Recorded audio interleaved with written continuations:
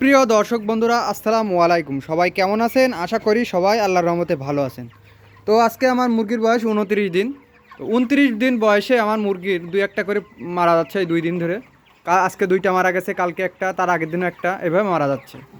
এখন মুরগি কেটে দেখি কোনো লক্ষণ নেই যে কী কারণে মারা যাচ্ছে। কোনো গাম্বুরা, রানীক্ষেত, গাউট, জ্বর, ঠান্ডা কোনো লক্ষণ পেলাম না। লাস্টে আজকে একটা মুরগি কাটলাম, গলার ওই জায়গায় সর্দি জমে রয়েছে, মানে মুরগির ঠান্ডা লেগেছে। বড় মুরগির এরকম ঠান্ডা লাগে। মুরগি দুইটা মুরগি মারা গেলে পা উপরের দিকে থাকে আর পিঠ নিচের দিকে থাকে, মানে পা এই পিঠটা নিচের দিকে থাকে আর পা উপরের দিকে থাকে। এইভাবে প্রতিদিন মারা যাচ্ছে। খুব সুস্থ মুরগি, কোনো রোগ খুঁজে পাচ্ছি না। আপনারাও এরকম কিন্তু পাবেন। তো আজকে ভালোভাবে কেটে দেখলাম যে গলার ভিতরে সর্দি জমে রয়েছে, একদম গলার ভিতরে কফ জমে রয়েছে। তাই বুঝলাম যে মুরগির ঠান্ডার কারণে মারা যাচ্ছে। এই ঠান্ডাটা লাগে বেসিক, যেহেতু পর্দা খোলা থাকে, একদম ভোরবেলার দিকে কিন্তু একটা খুব ঠান্ডা বাতাস বয় অথবা খুব ঠান্ডা লাগে, কুয়াশা।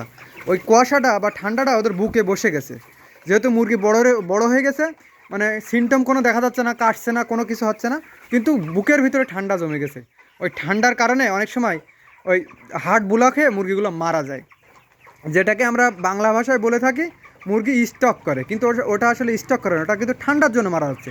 স্টক মুরগি একটা সময়ই করে শুধুমাত্র গরমকালে, মানে হার্ড স্টক করে গরমকালে, কিন্তু শীতকালে ওই যে ঠান্ডাজনিত কারণে শ্বাস প্রশ্বাস আটকে গিয়ে মারা যায়। তো এ কারণে আজকে আমি যে ব্যবস্থাটা নিয়েছি, আপনারাও এই ব্যবস্থাটা নিলে ইনশাল্লাহ বেশি মুরগি ক্ষতি হবে না। আপনারা অনেকেই ভুল কাজটা করেন, অনেক মুরগি ক্ষতি হয়ে যায়। তা আমি যে কাজটা করব এখন, এই 2 লিটার 2.5 লিটার পানি, এই 5 লিটার পানি নিয়েছি, সরি 5 লিটার একটু কম, মানে 2.5 মগ পানি নিয়েছি, প্রায় 5 লিটার।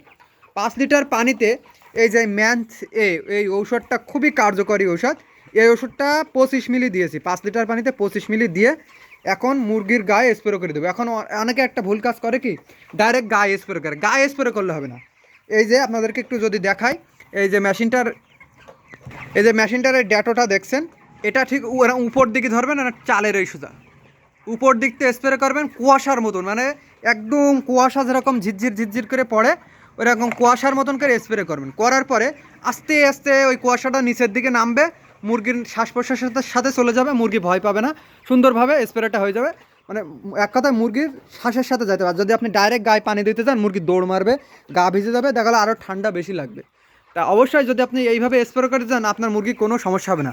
আজকে আমাকে 2-3 জন কল করেছে, ভাই মুরগির ঠান্ডা বোঝা যাচ্ছে না, হালকা, প্রতিদিন 2-1টা করে মারা যাচ্ছে।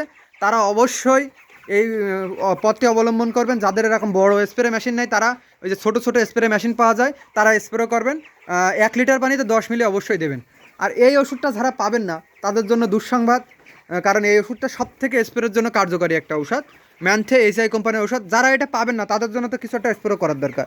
তারা পালমোকিয়ার 1 লিটার পানিতে 15 মিলি করে স্প্রে করবেন, কারণ পালমোকিয়ার একটু কাজ কম হয়।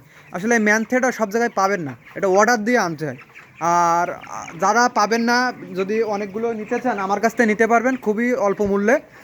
যদি চান 1 মাসের ওষুধ নিতে, A to Z 1 মাসের ওষুধ তালিকা এবং কীভাবে মুরগি পালন করবেন, আমার কাছ থেকে যদি ওষুধ নেন, 1 মাসে কীভাবে মুরগি পালন করবেন, কখন কি ঔষধ ব্যবহার করবেন, মানে A to Z আপনাদেরকে বলে দেবো। দরকার 2-3 দিন পর পর আপনাদেরকে কী কী ওষুধ চালাবেন, A to Z আপনাদের সাজেশন দেবো 1 মাস। অবশ্যই তার জন্য আমার কাছ থেকে ওষুধ নিতে হবে। ওষুধটা অবশ্যই আপনারা যে বাজার মূল্যের সমানই পাবেন। আরেকটা জিনিস বলে রাখি, আপনারা অনেক সময় বলেন যে ভাই মুরগি নীল পায়খানা ফেটছে, গাম্বুরা, রানীক্ষেত। এখন না, রানীক্ষেত হলে কেমন পায়খানা হয় আপনাদেরকে একটা জিনিস দেখায়। এই যে রানীক্ষেত হলে সেম এরকম পায়খানা হবে, কিন্তু এই যে সাদা অংশটা থাকবে না, এরকম সেম পায়খানা। আপনারা অনেকে সবুজ পায়খানা চেনেন না, এই দেখেন, এই যে সাদা অংশটা থাকবে না, শুধু এরকম নীল অংশ থাকবে, কোনো রকম সাদা অংশ থাকবে না। তাহলে বুঝবেন যে আপনার মুরগির রানীক্ষেত অথবা গাউট রোগ হয়েছে। একটু ভালো করে লক্ষ্য করে দেখুন, আপনারা অনেকে একই প্রশ্ন করেন বারবার। এরকম পায়খানা হবে, এর থেকে গাঢ় সবুজ হবে, কিন্তু হবে না। তাহলে বুঝবেন যে হয় রানীক্ষেত, তা নাহলে গাউট রোগ হয়েছে। এখন গাম্বরা রোগ হলে কীরকম পায়খানা ফেরে, চুন পায়খানা ফেরে।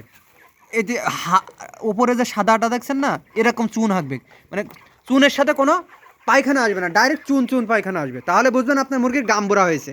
অনেকে আপনারা বোঝেন না, আপনারা ভাবেন যে হালকা নীল হাগলেই ভাবেন যে হয়, কিন্তু নীলটা হবে ওর থেকে গাঢ় অথবা ওরকম, তাহলে বোঝেন সমস্যা। আর 2-1টা মুরগি ওরকম হয়, ওটা আসলে কোনো সমস্যা নয়, 1-2 দিন যদি দেখেন রেগুলার ওরকম নীল পায়খানা দেখা যাচ্ছে, তাহলে অবশ্যই ভালো কোনো চিকিৎসকের পরামর্শ নেবেন। তা নাহলে যে মুরগিটা মারা যাবে ওটা ফাড়বেন, দেখবেন কাউট হয়েছে কি রানীক্ষেত হয়েছে, অবশ্যই যাচাই করে আপনারা পরীক্ষা নিরীক্ষা করে তাই দেখবেন যে কোন রোগ হয়েছে, সেভাবে ওষুধ দেবেন।